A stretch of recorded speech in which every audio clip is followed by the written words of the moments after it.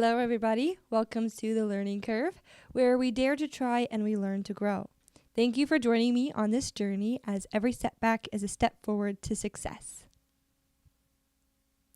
Oh my goodness. Hello. My name is Sarah Michael, if you are new here, and I am the host and producer of the Learning Curve. I do apologize for not having a guest this week, but sometimes we just have to adapt and overcome with the resources and the abilities of the things that we have. And this week, I ain't got no guest. We've run out of friends. No, I'm kidding. Very much kidding. But this week, I kind of wanted to hone down on the mission statements and the reason of the Learning Curve creation. And really just understanding that not everything is in our control, including failures, but also just life in general. No matter how much routine or scheduling or control freak I can be, or maybe you, there's a certain number of things that will happen regardless, or some things that won't happen the way that we plan them to. And how we respond to that is more important than what we go through. Today, I really wanted to kind of hone down on the mission statements and the ideas that surround the Learning Curve as a brand. And one of the big things that we talk about on the Learning Curve is succeeding from failures or from something that went wrong. And today I wanted to talk about how to control yourself in uncontrollable circumstances, because everyone faces adversity at one point in their life.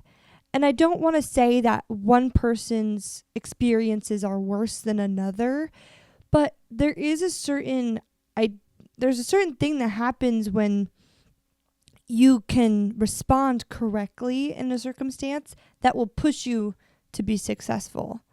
And a lot of circumstances, kind of the outcome is based on the independent variable of being able to respond to that and how you respond to that. So that's what I want to talk about today. So it'll just look a little different, but I'll try my hardest to keep it kind of the same sort of format. And I hope you guys enjoy. Okay, sliding into this topic today on how to control yourself in the uncontrollable. The first thing I wanted to do is keep it going with the advice. Like maybe something that you could write down if you want to, or hang on your wall, or even just keep with you throughout the week as you resonate with this topic. But the advice I have is, when things don't go your way, remember every challenge, every adversity contains within it the seed of opportunity and growth. Wow. I feel like that's just the Learning Curve as a whole. Like that's exactly what we talk about almost every week. That there's that little thing, I don't even know what to call it, but there's that switch that when you flip it and you think optimistically and you think growth mindset. That is what I am thinking in my head right now. Growth mindset, and understanding that not everything is gonna be sunshine and rainbows. Some things are gonna be hard. That's the whole point of life, is to, adapt and overcome. I say that a lot on the show. And being able to face adversities and then turn around and say, this is what I did, can not only help you in that moment, make you feel better, but it can also help you in the next one. Because you can learn from it and understand that certain actions aren't really reliable in that specific circumstance. Or you can say, this is what helped me. Now I can do it to start. And then I've already set myself up to keep going. And you've put yourself on a shelf. You put yourself on a shelf that's higher than where you were in retrospect to the circumstance before. So you're already starting up, all the way up. So that is why I think that this topic's really important, because it goes into so much of our experiences, regardless of what they are. Like if it's homework, If it's work, if it's personal life, if it's relationships, if it's, planting a seed in a garden, literally, all of these things we can take into that pot and stir it up and say, every time I need a little bit of motivation or a little bit of how the heck do I do this, you reach in that pot of the learned experiences and you say, oh yeah, this is how I did it once. And that works for me because everyone handles circumstances differently. This is so key to understanding people in general, like psychology. What works for one person may not work for you, but as long as you have the steps that do work for you, you're golden. Maybe not 100%, but you're at least 50%. And I would rather you be 50% than zero. See what I'm saying? Okay. Something I went through recently, actually like a couple months ago, was applying for college scholarships. And if you've ever applied for a scholarship in general or a grant or really anything, you understand that it's kind of difficult to look back on your life and say, this is what was hard and this is how I went through it. And like for me as a young white female who grew up in a small town with married parents, all of my siblings are doing great, amazing. Really, the only adversity I could pinpoint was that I was a female in male wrestling. But at that point, it was kind of blossoming to become a sanctioned sport. So no one was really, it was like, oh, is that really adversity? Is that really? So no one was really paying any attention to that being an adversity as far as college scholarships go.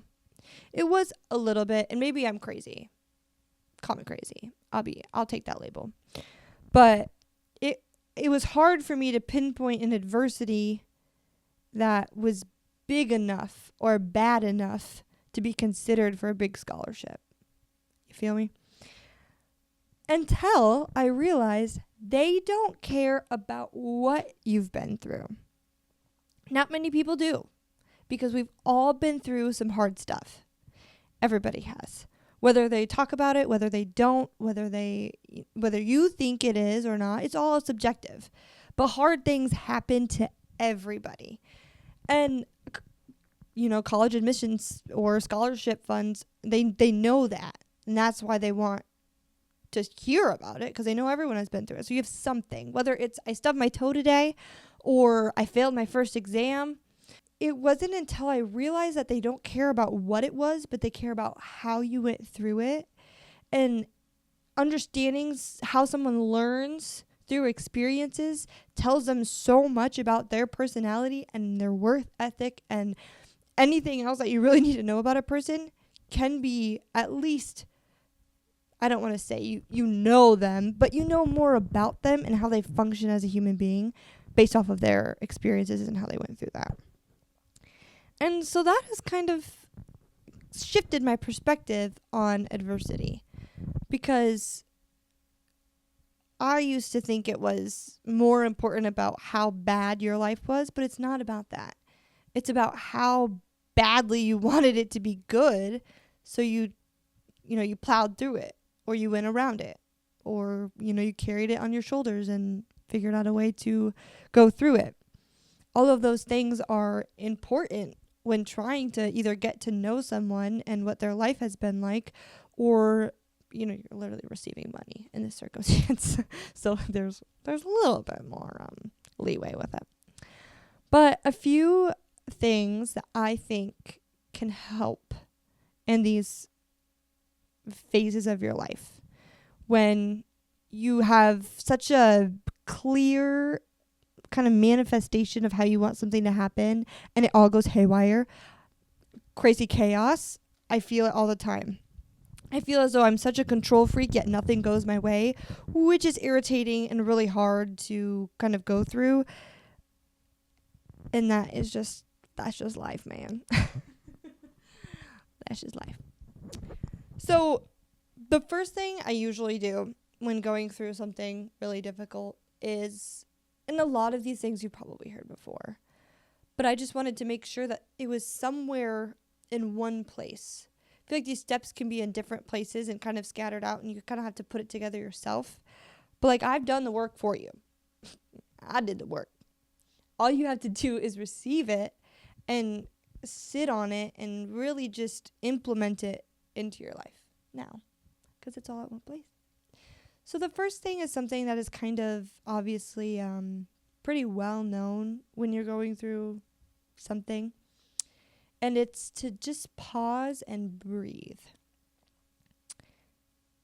Sarah, why did you just say that? I'm totally chaos is fuming, the flames are rising, everything's going crazy. And if you pause and breathe, not only are you regulating your nervous system, but you're also regulating your like brain pathways. So you're not thinking about all these different things, but instead the only thing that you are thinking about is your breathing. And it kind of just releases the thoughts into, releases the panic into thoughts. So instead of freaking out, you're just thinking about your breathing. And all of a sudden those thoughts kind of drift away, and maybe they pick back up, and that's okay.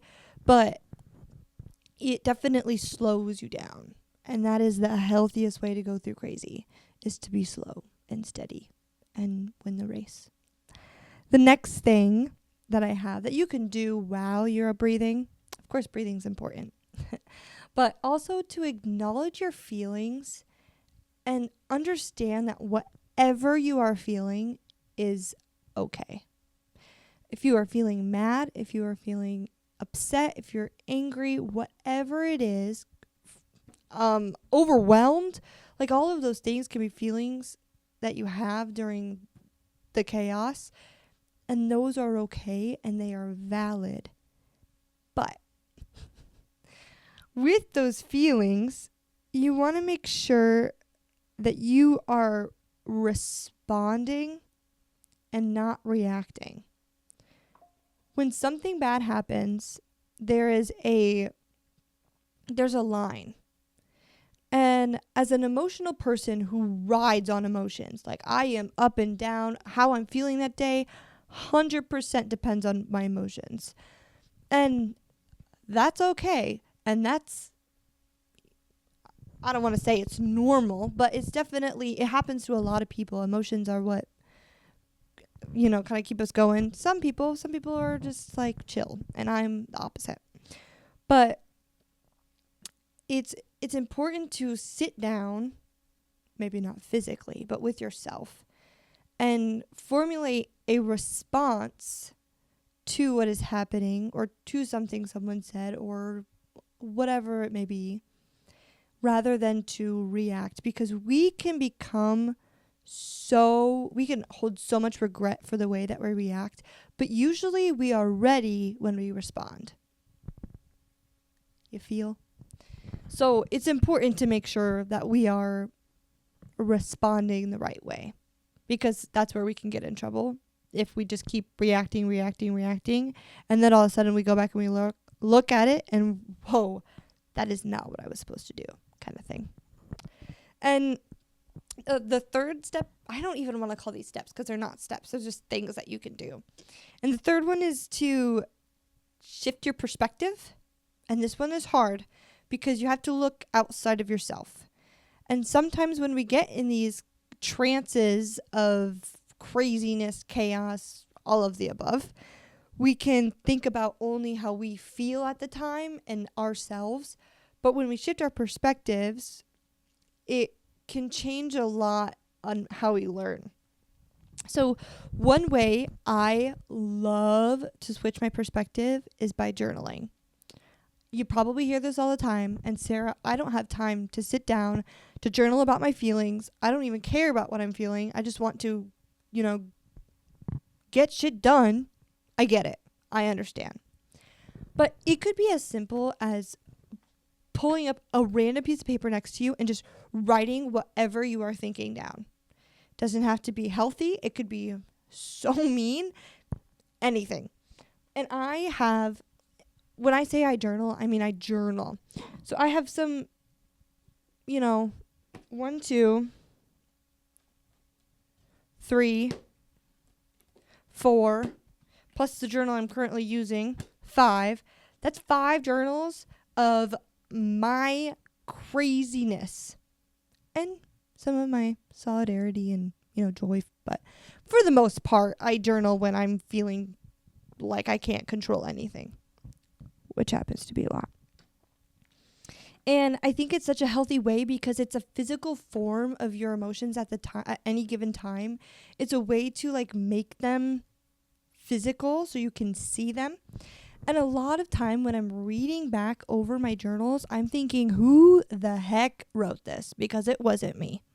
Because that's how, like, on a train, like, I get on the train, I hop on, and I'm on it until I settle down and I get off it. But it's a whole different train. Like, my chill train and my crazy train are going 2 different directions. And usually I'm like, I would never say that about someone. It's in the journal, usually, unfortunately. But it helps me not react. Because if I were to say some of the things in the journal, locked up. But it's a healthy way to get it out without ruining your reputation, even though it's not about the reputation. But it's about being respectful towards other people, being respectful to yourself, making sure that you are doing what is necessary. The journal helps so much. And yeah, like I said, you can look back and say, oh my goodness, when I went through this certain circumstance, when I procrastinated all of my homework, I was stressed out, tears on the paper, all of the above. So the next time you go back and you're like, oh goodness, I should not procrastinate anymore. And then slowly take baby steps into fixing what caused the chaos. Still going with perspective changes, I think another thing that can really help is talking to someone. And this isn't because, therapy, I'm so for therapy, but it's not about you talking to someone else. It's about you hearing the words inside of your head come out. Because when you talk to a trusted family member or a friend, you really get to hear what you are saying rather than hear your thoughts inside your head. And it's totally different when you do, and seeing the way someone reacts to the thoughts inside your head can either confirm or deny what you are feeling and whether or not it's completely rational. Not saying you have to be rational, but it does help to have someone who can validate your feelings and understand and just listen. Because I feel like that's what therapy is in general. It's just you talking and then understanding, oh my goodness, I just said that out loud. That's what I've been thinking this whole time, but I wasn't able to formulate it into words, and now I know. This literally happened to me last week while talking with Sadie, because I was talking about procrastinating and setting boundaries and all of those things, and then all of a sudden we were talking and I said something that completely solved all my issues. And that's basically what therapy is. And I recommend it. If you don't have a trusted friend or family member, go to therapy, talk about it. It's just you and someone who can keep all your information confidential. Fire.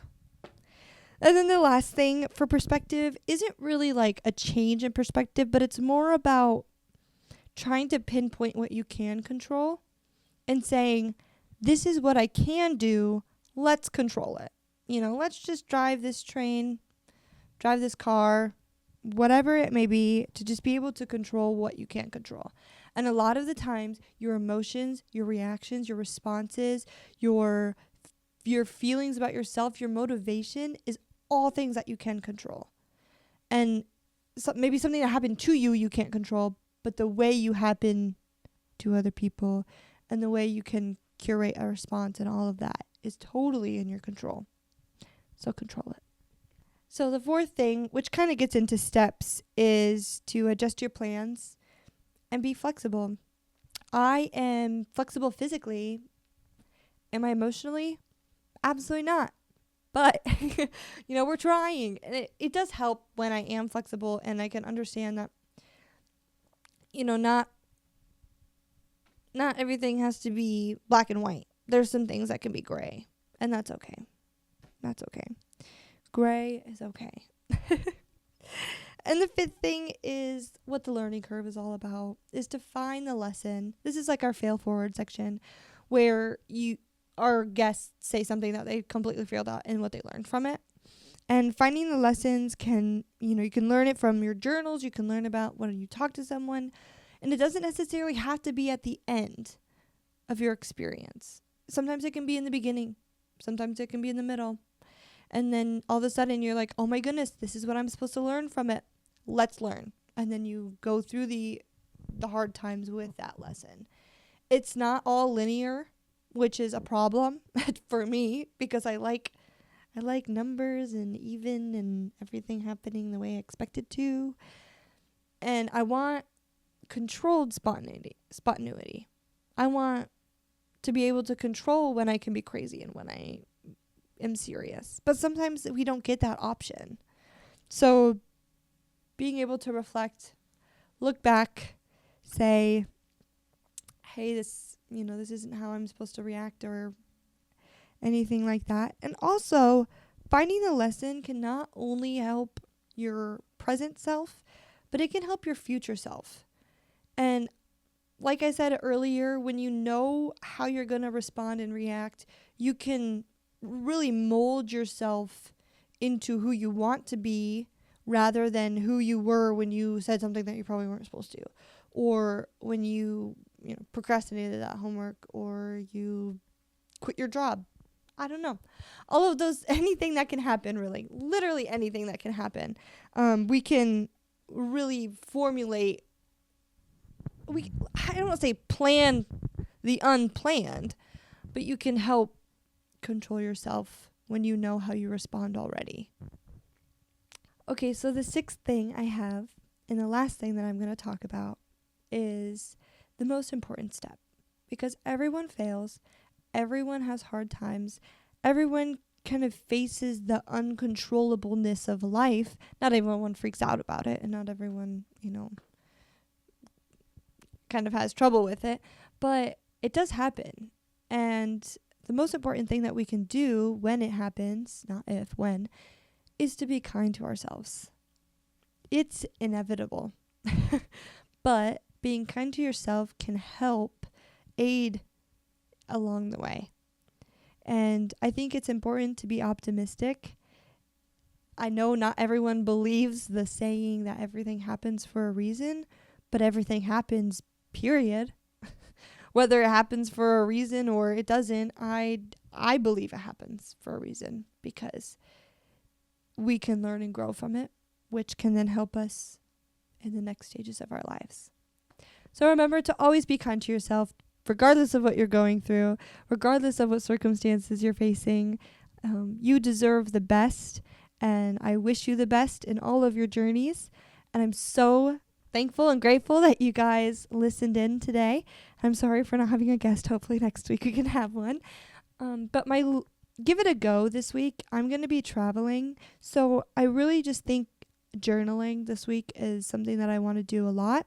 So I'll keep doing that, and I'll kind of update you guys and post a little bit about my journaling journey. Wow, that's crazy.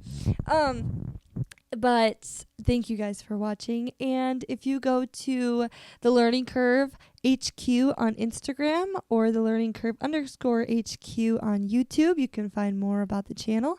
And buzz.uni.edu/thelearningcurve/ you can find our website to leave a comment or read the blog post. And I'm really grateful that you guys joined us today.